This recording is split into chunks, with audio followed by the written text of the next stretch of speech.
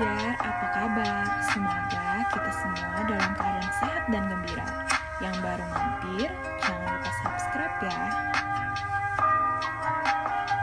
Pada kesempatan kali ini, kita akan membahas sejarah politik dan ekonomi Indonesia, mengevaluasi perkembangan kehidupan politik dan ekonomi bangsa Indonesia pada masa awal kemerdekaan sampai dengan masa demokrasi terpimpin. Setelah mempelajari materi ini, kamu diharapkan mampu 1. Mengevaluasi perkembangan kehidupan politik dan ekonomi bangsa Indonesia pada masa awal kemerdekaan sampai dengan masa demokrasi terpimpin. Kehidupan politik pada masa setelah kemerdekaan Indonesia. 1. Pada awal kemerdekaan didirikannya Badan Pemerintahan, Kabinet Indonesia, TNI, Badan Perjuangan Rakyat seperti Barisan Rakyat Indonesia atau BARA. 2. Indonesia menganut sistem multipartai sehingga muncullah kepentingan golongan di antara partai-partai politik.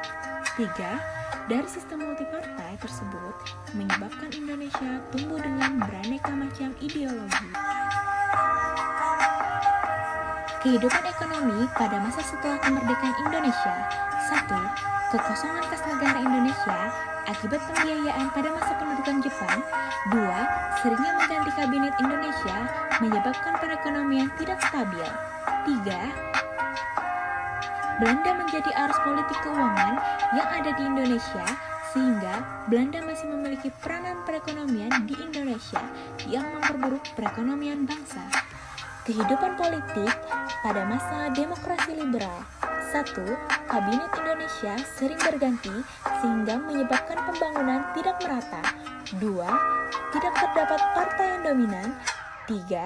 Pada sistem multipartai tidak ada susunan pemerintahan yakni legislatif, yudikatif, dan eksekutif. 4. Di dalam masyarakat mulai muncul pemberontakan. 5. Mulai muncul sengketa dengan Irian Barat sebagai wilayah bekas jajahan Belanda. Kehidupan ekonomi pada masa demokrasi liberal. 1. Mulai muncul krisis ekonomi.